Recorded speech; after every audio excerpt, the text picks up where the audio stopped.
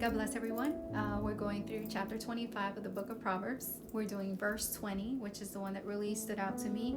It says, singing cheerful songs to a person with a heavy heart is like taking someone's coat in cold weather or pouring vinegar in a wound.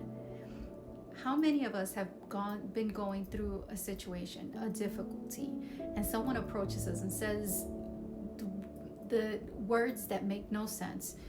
You truly receive no comfort from those words, but it's verses from the Bible that are just thrown there just because they're like, oh, let me say something.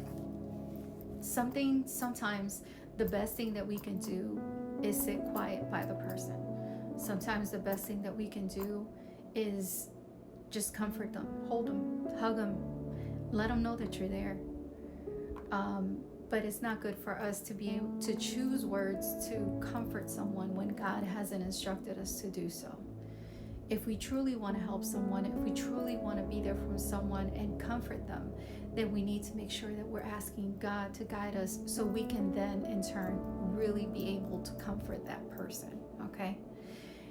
There has been so many difficult situations that I myself have been going through recently in these past couple of months. And it's been, I think this is probably one of the videos that's been very difficult for me to do because I've been having a hard time focusing. I have been open about suffering from bipolar disorder, and one of the things about bipolar disorder is that sense of completely feeling overwhelmed to such an extreme where you can't think, where the thought of someone just even asking you for a cup of coffee can drive you just to break. Okay, you're like at the edge of everything. And so it's been me myself, it's been difficult for me to be able to get through what I'm going through. I do have a heavy heart right now.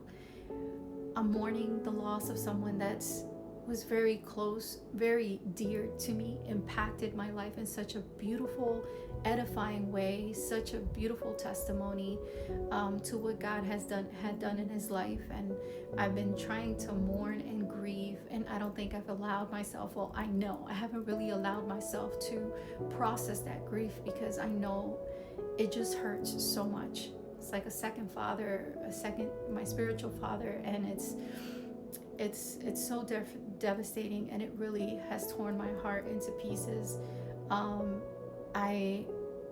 Along with everything else that's going on with the Hispanic community, it's very important that we put love into this world that's full of so much hate.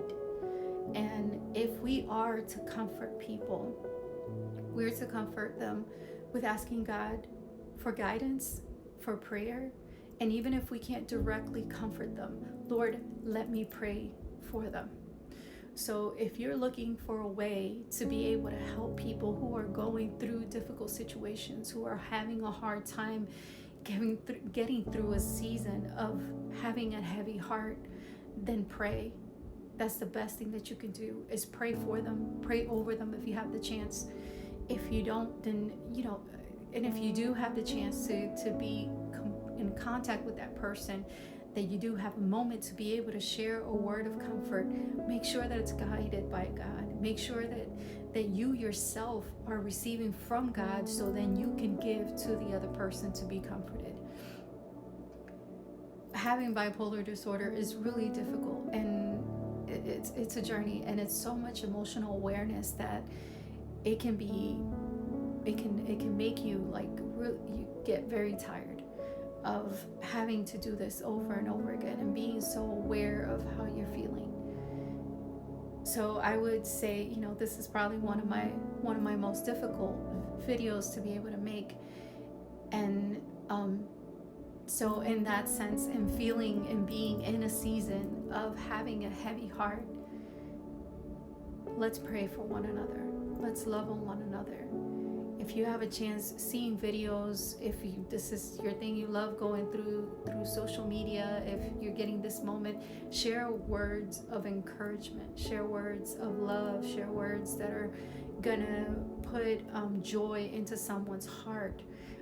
Not just singing cheerful songs when you know that a person is has a heavy heart. So make sure that the words that you're saying are words of comfort to that person, okay?